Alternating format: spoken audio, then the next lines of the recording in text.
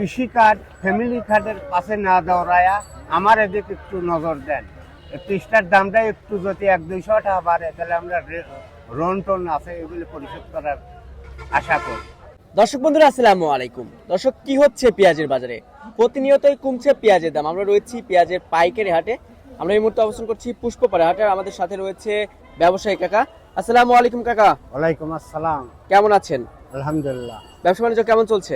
আর বেটা ব্যবসা বাণিজ্য দুর্বল, খালি পেঁয়াজের বাজার ডাউনের দিকে যাচ্ছে। প্রতিনিয়ত কি কমছে?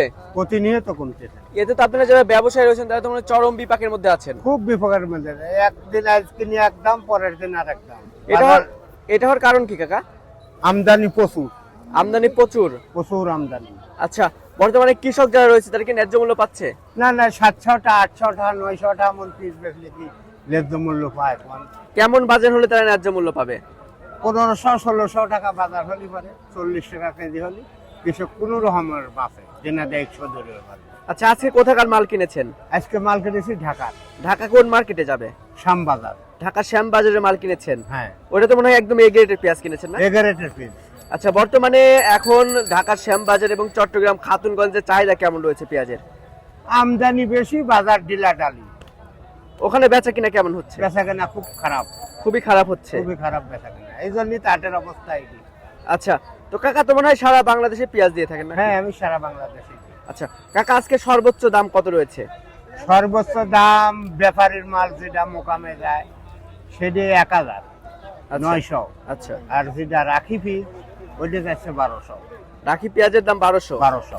আচ্ছা, গত কয়েকদিনের তুলনায় তো আজকে প্রতি মনে হচ্ছে 200 থেকে 150 টাকার মতন কমতি। 100-200 টাকা কম হয়।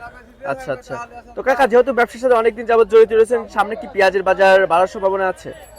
হ্যাঁ, বৈশাখ মাসের পরে, মানে এই ফুলা ফাটা কাটি বৃষ্টিতে নষ্ট হয়ে গেছে, শিলা বৃষ্টি, এই পিসগুলো শেষ হলে পারে তারপর চাঙের মাল যেটা পারবি যখন, তখন বাজারে হয়তো আল্লাহ দিলে আশায় আছি একটু বাড়বি।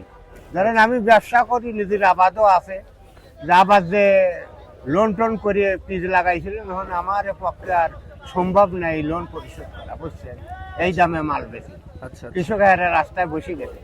সরকারের কাছে আমার একটা আবেদন, আপনি এই কৃষি কার্ড ফ্যামিলি কার্ডের পাশে না দৌড়ায়া আমার এদিকে একটু নজর দেন।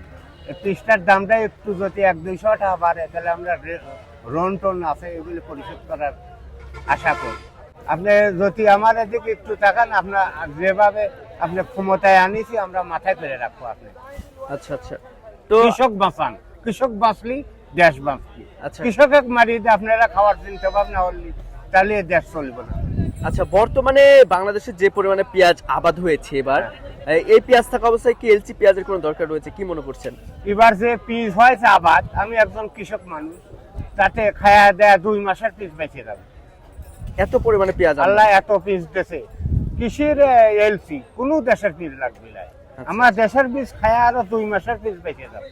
আচ্ছা, তো আজকে সর্বোচ্চ বাজার হয়েছে তাহলে কত করে? যেটা আজকে সর্বোচ্চ চালানি মোকামের মাল 1000, আর স্টক বাঁধাই যেটা করতেছে তারা কিনতেছে 1200। আচ্ছা, তো কাকা ঠিক আছে, ধন্যবাদ আপনাকে। দর্শক, এই ছিল আমার কাছে সর্বশেষ তথ্য। দেখা হচ্ছে পরবর্তী কোনো ভিডিওতে।